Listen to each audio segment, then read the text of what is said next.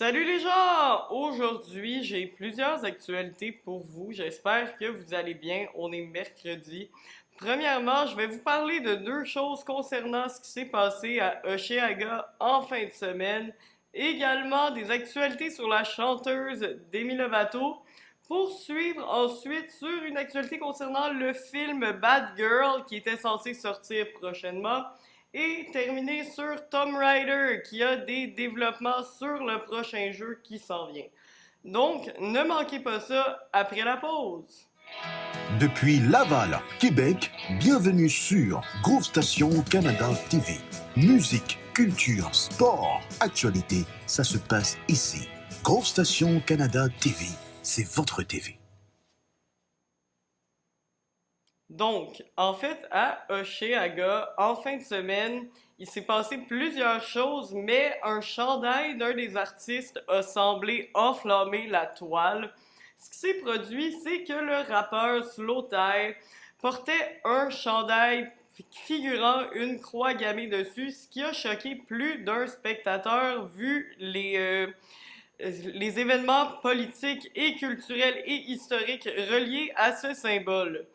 Immédiatement, l'artiste ainsi que les organisateurs du festival ont tenu à s'exprimer sur le sujet puisque le chanteur slash rappeur arborait ce chandail dans le but de dénoncer en fait la culture qui est reliée au symbole et il le dit que c'est en fait il y avait le mot destroy au-dessus du logo et que si les gens l'avaient vu, ils auraient peut-être compris son message. Il s'excuse tout de même d'avoir pu offusquer plusieurs festivaliers et admet qu'il était maladroit d'effectuer ce message de cette manière-là.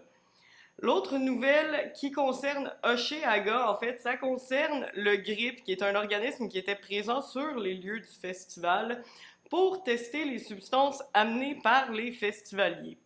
D'analyser autant de substances récréatives a permis en fait d'avoir une meilleure analyse de quel pourcentage de celles-ci pourrait vraiment être risquées car ne contenant pas ce qu'elles prétend contenir. Seulement 10% des substances qui ont été analysées à Oshéaga étaient en fait à risque selon l'organisme. C'est un chiffre qui semble rassurant puisque nous avons entendu plusieurs histoires de festivals qui se sont mal passés dues à tout ça. Mais cette année à Oshéaga, il n'y a eu aucun drame relié à la consommation et c'est tant mieux. Donc on dit merci au GRIP qui a permis d'analyser les substances et de festoyer dans la sécurité la plus possible. Donc, ma nouvelle concernant Demi Lovato, en fait, la chanteuse qui avait fait son coming out l'année dernière pour changer de pronom utilisant le pronom YEL plutôt que elle, a décidé de faire un pas en arrière et d'utiliser désormais le pronom elle comme elle l'a affiché sur son Instagram, tout comme au micro du podcast Spout hier. Elle se dit désolée si ça peut donner des impressions qu'elle est mélangée, mais que son identité est extrêmement fluide comme sa personne et que bien qu'elle se sent neutre en général, elle tenait à préciser que actuellement elle se sent plus féminine. Donc voilà, Demi Lovato peut désormais être attribuée au pronom elle.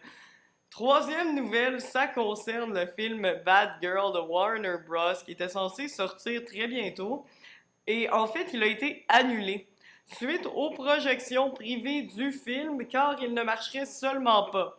Ils n'ont pas voulu faire de reshoot comme d'habitude on fait quand un film ne marche pas lors de la projection dans le but de rendre le film meilleur aux yeux du public. Ils ont tout simplement décidé de ne jamais le sortir, que ce soit sur la plateforme en ligne HBO Max ou même dans les salles de cinéma. Bien que ce soit décevant pour l'actrice Leslie Grace qui avait déjà tourné l'entièreté du long métrage, Warner Bros. Approuve qu'ils vont travailler quand même avec elle dans le futur car ils ont adoré travailler aux côtés de l'actrice. Donc, bonne nouvelle, elle pourra tout de même travailler avec eux, mais ce ne sera pas dans le rôle de Batgirl malheureusement. Le jeu Tomb Raider qui s'en vient éventuellement la suite des aventures de la pilleuse de tombes en fait, c'est bientôt en développement sous le nom du projet Jawbreaker, c'est le nom de code que le studio qui est responsable du jeu vidéo lui a donné. En fait, contrairement aux dernières aventures que nous avons pu voir Lara Croft vivre, nous allons voir une Lara Croft plus expérimentée, plus comme dans les anciens jeux où elle aurait 30 ans et ne serait plus une jeune ingénue dans le domaine du pillage de tombes. Également, des rumeurs parlent du fait qu'on pourrait incarner plus d'un protagoniste, ce qui n'est pas une première pour la franchise, puisqu'en 2003, dans Angels of Darkness, nous avons pu incarner Curtis Strand, qui était son acolyte dans cet opus de la franchise.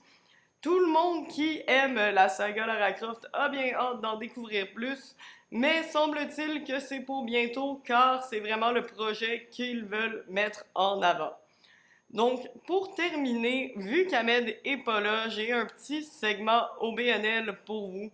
Je vais vous parler de Perspective Carrière. Perspective Carrière, c'est quoi? Dans le fond, Perspective Carrière, c'est un organisme sans but lucratif qui est là pour vraiment permettre aux gens qui ont de la difficulté de se trouver un emploi, tout comme aux entreprises qui ont de la difficulté à se trouver des employés, leurs services, qui sont des services autant de cours de français, également de cours de gestion, des cours même d'orientation. Ils vous aident en fait dans votre quête d'emploi le plus possible pour que vous puissiez trouver un domaine qui vous convient et réussir à vous intégrer, car ils ont aussi un programme d'intégration pour les personnes issues de l'immigration. Donc, tout est sur leur site, vous pouvez le visiter si cela vous intéresse. Sinon, ils sont au 1772 Le Corbusier. Donc, si jamais ça vous intéresse et qu'ils pourraient vous venir en aide, je suis certain que cela va leur faire plaisir. Donc, merci beaucoup d'avoir écouté ce bulletin du midi. Je vous reviens demain avec toujours plus d'actualités. Abonnez-vous, laissez un j'aime et partagez à tous vos amis si vous avez aimé cette vidéo. À plus! Depuis Laval, Québec, bienvenue sur Groove Station Canada TV. Musique, culture, sport, actualité, ça se passe ici. Groove Station Canada TV, c'est votre TV.